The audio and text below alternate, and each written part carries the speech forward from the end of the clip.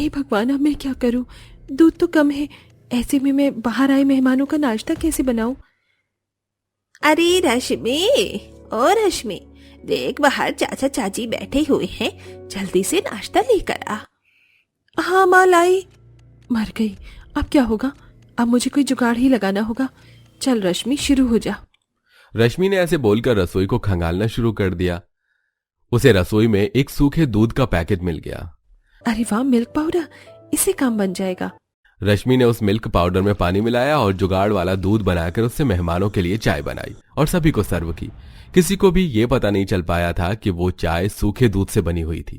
भाई वाह, बहुत ही स्वादिष्ट चाय बनाई है रश्मि ने तो। शुक्रिया। रश्मि मेहमानों की तारीफ पाकर बहुत ज्यादा खुश हुई। रश्मि और तनु दोनों ही जया की बेटियां थीं, लेकिन दोनों ही बहनों में जमीन और आसमान का अंतर था।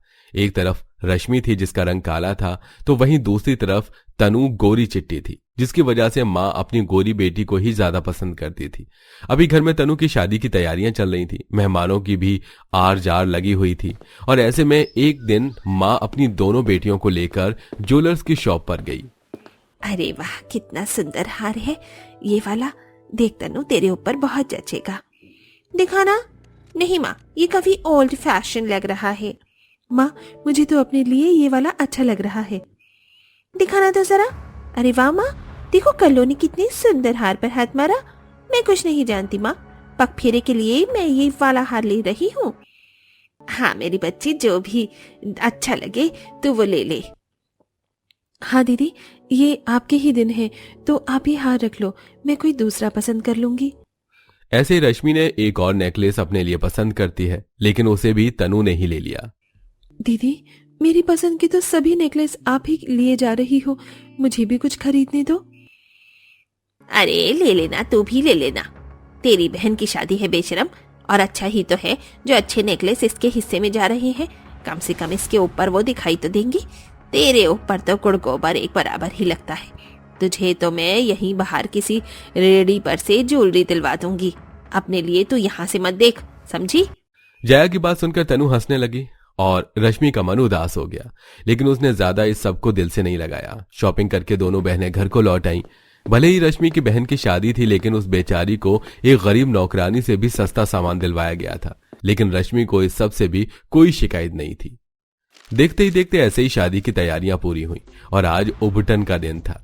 सुबह से ही घर में मेहमानों का डेरा जम चुका था और ऐसे में देख रश्मि, तेरे बाबा ने मेहमानों का शाम का खाना तो बाहर बनवाया है, लेकिन दोपहर में तुझे ही रसोई संभालनी है।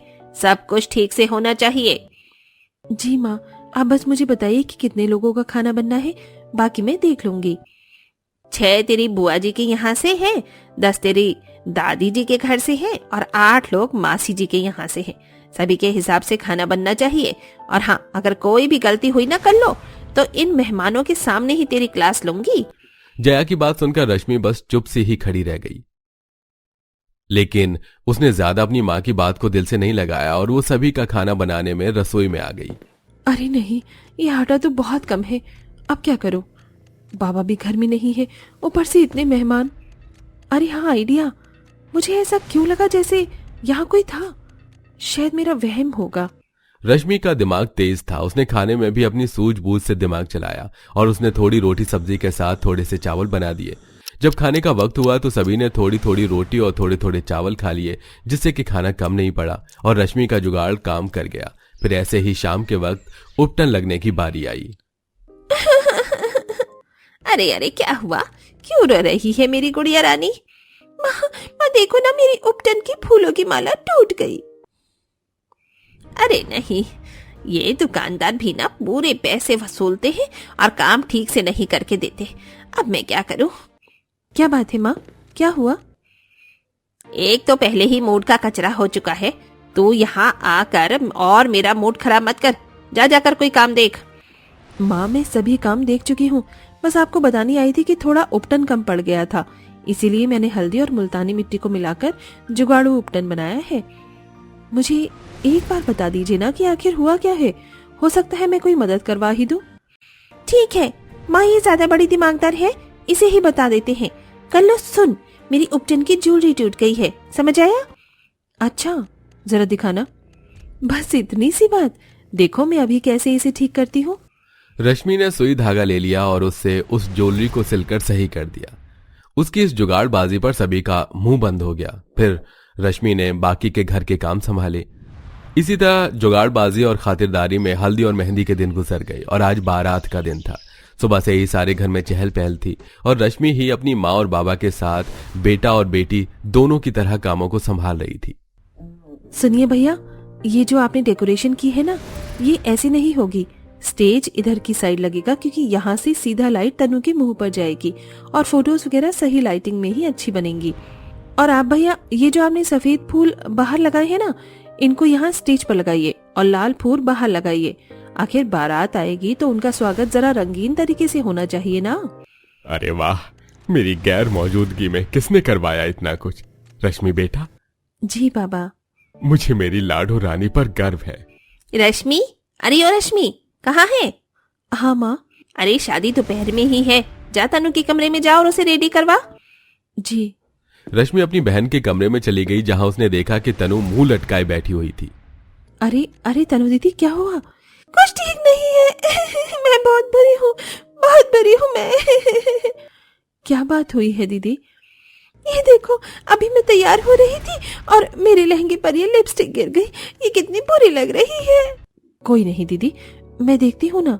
रश्मि ने उसे काफी चीजों से साफ करने की कोशिश की, लेकिन लिपस्टिक का दाग बहुत ज्यादा पक्का था।